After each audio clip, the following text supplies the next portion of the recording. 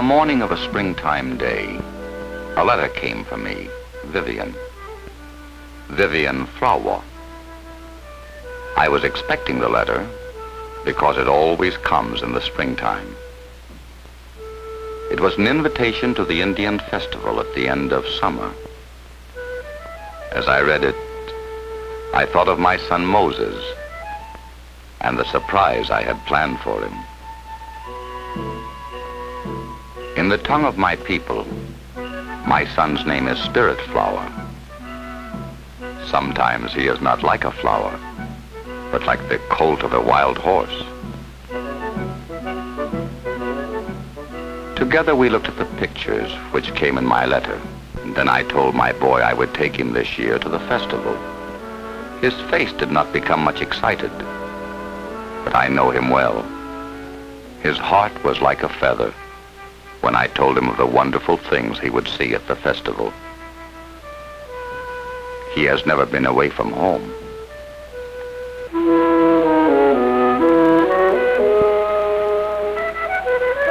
In the afternoon, my brother came to my house. He is Tony Whitecloud from Sandia, Pueblo. He has been in the motion pictures and danced the hoop dance in big cities.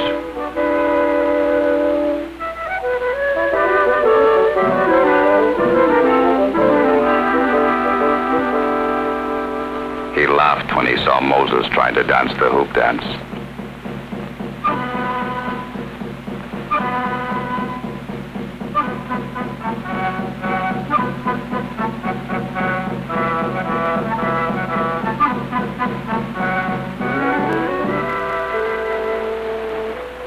Tony has much affection for his nephew.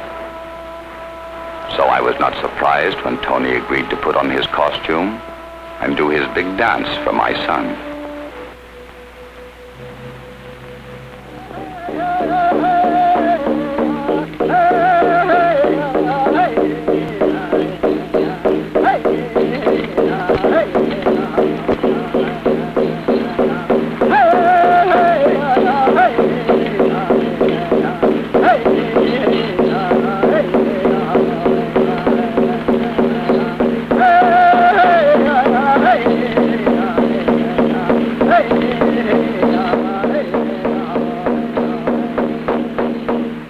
Moses hopes to be a graceful dancer like his uncle.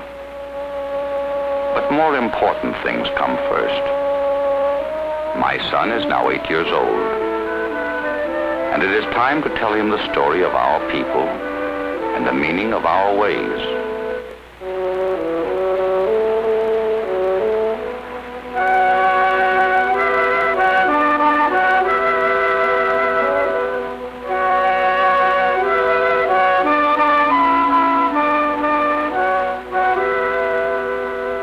I tell Moses that the Pueblo people have always been peaceful in their hearts.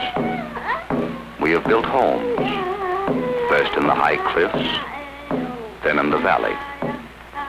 We have plowed the earth and planted the seed for centuries. We have defended our villages against the war makers, but never have we gone out to make war on others for the glory of combat.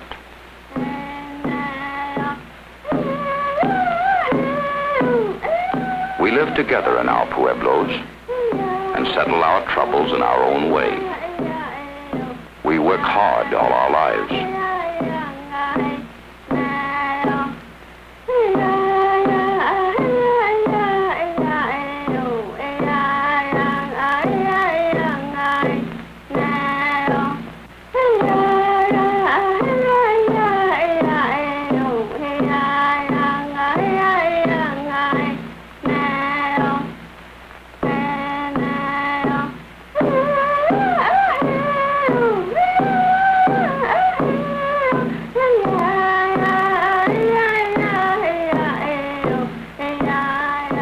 I tell my son that someday he will make his living from our fields in the Rio Grande Valley.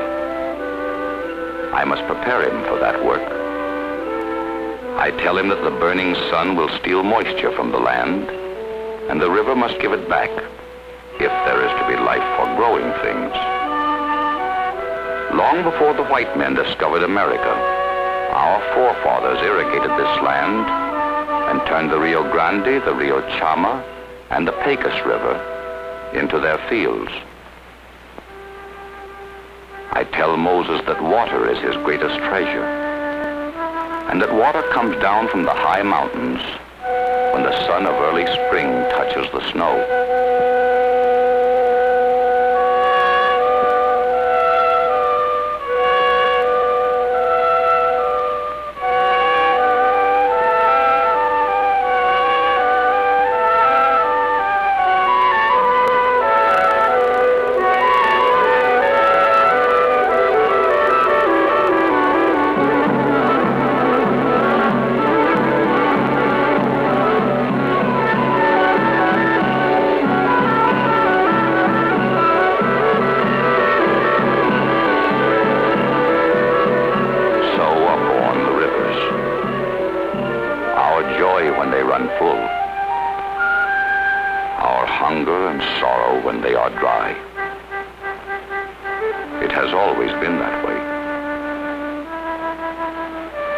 This year the river ran full and the harvest was good. The first ears of corn gave promise of fatness and plenty later on.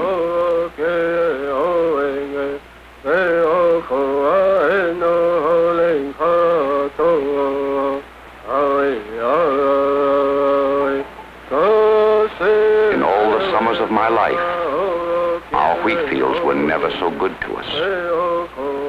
Not a single grain of the great harvest was wasted, because our people know that waste is the brother of famine.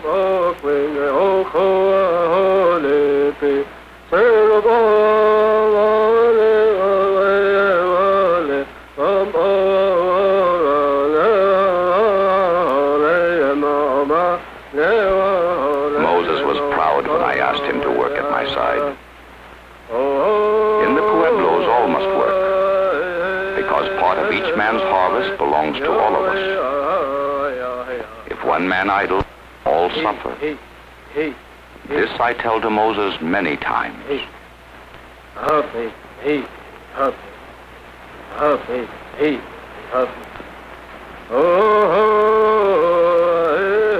There was contentment now, people, as the heavy bags of wheat grew high on the wagon. The work went on for many days, until chaff from the grain was a golden hill on the field.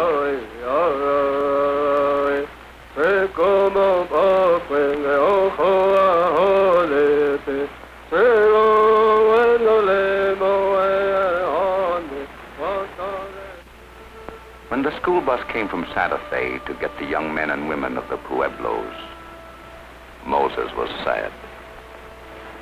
He is impatient with the time that must pass before he can go on the bus to the big school. It makes him cry inside to see the others go. But his time will come. He will go. And he will learn how men have tried to understand the world and make it good. He will learn how men have struggled for treasure, for power, or for things that lived only in their minds. He will read what wise men have written, and what he learns will make him strong.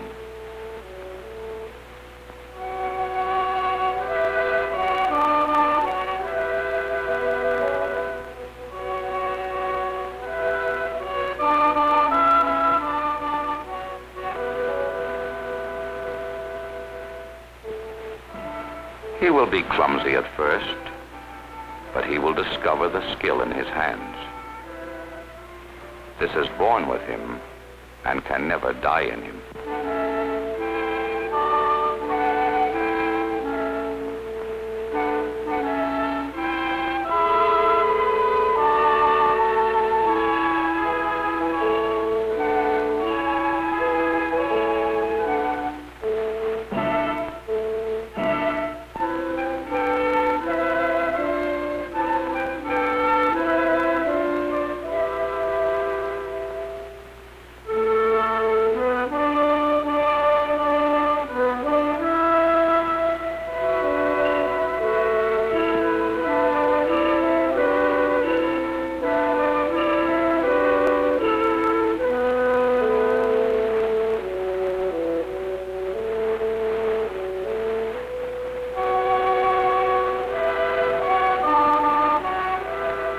to show others what he sees when he looks at the world about him, the world he can see and touch. It is I who must tell my son of another world that will shape his life and command his devotion.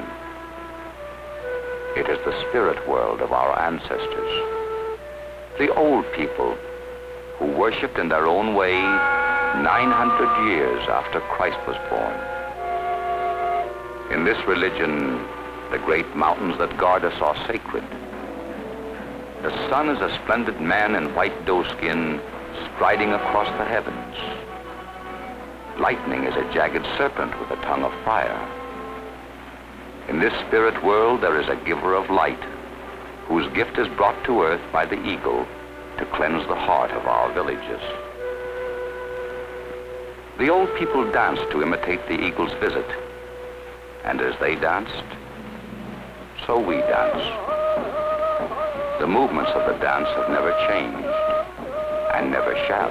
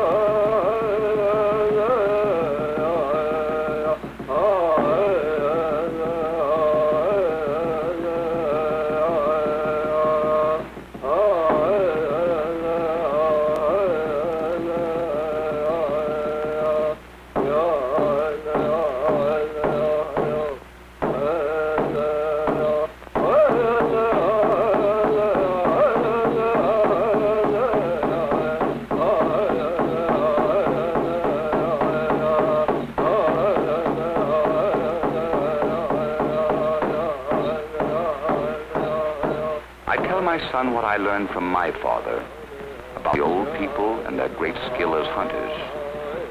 They roamed far from their villages to hunt the buffalo, and when they killed, they feasted. After the feast, they gave thanks with a dance that told of strength that had come to them from the feast.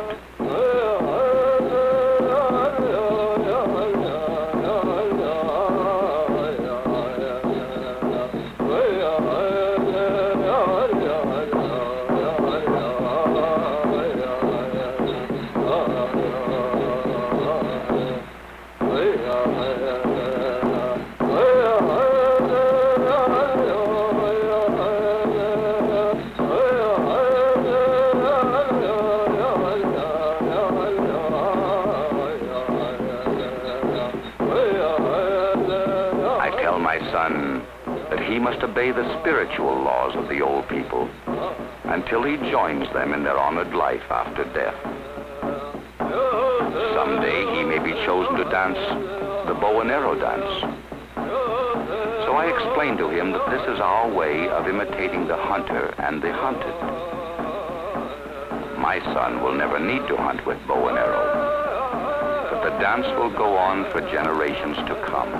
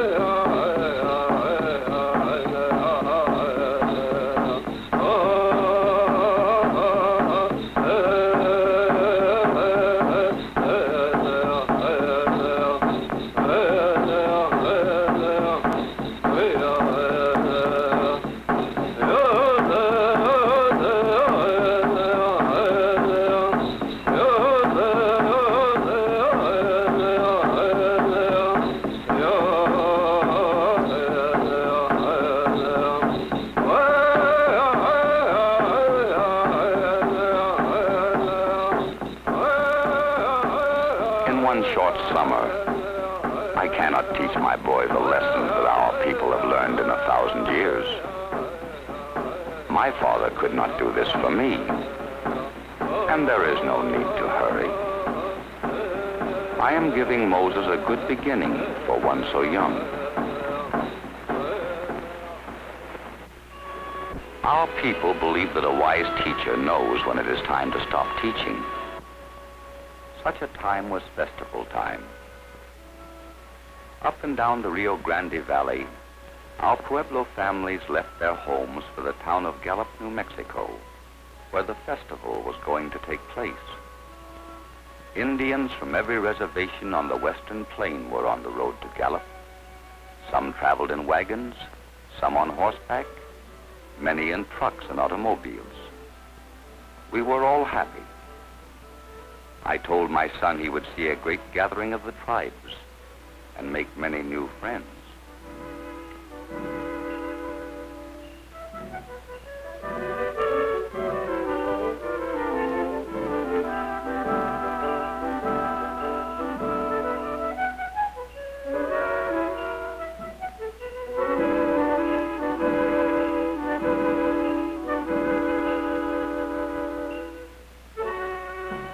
When my son and I reached Gallup, we walked to the camping ground in the hills near town. There I told Moses that tomorrow would be a great occasion for all the Indian people, a day of brotherhood and good feeling that he would never forget.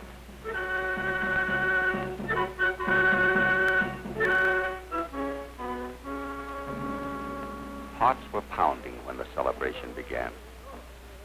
Navajos from the plains came riding on their strong ponies. We were as one great people. The Apaches, Comanches, Arapahoes, Kiowas, Utes, Hopis, Zunis, and ourselves, the Pueblos.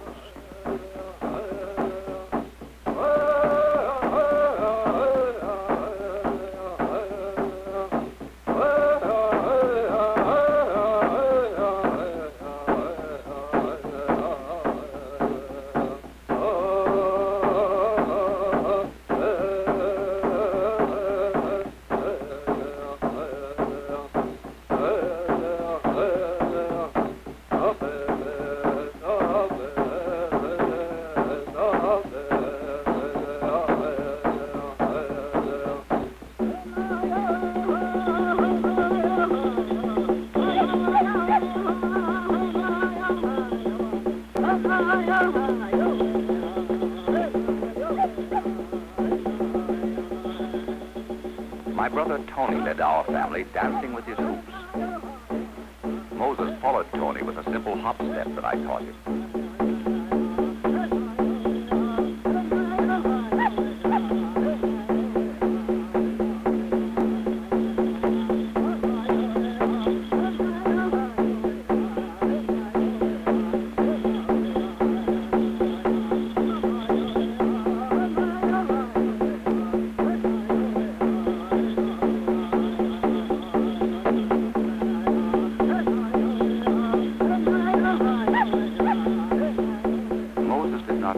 I knew that he danced not only for the people in the street and on the hills above the town. He danced also for people he could not see, for the old people, far away from the streets of the town, beyond the hill of the camps, above the high mesa, and through the great clouds. Others watched my boy. The old people, gone from life so long ago, looked on.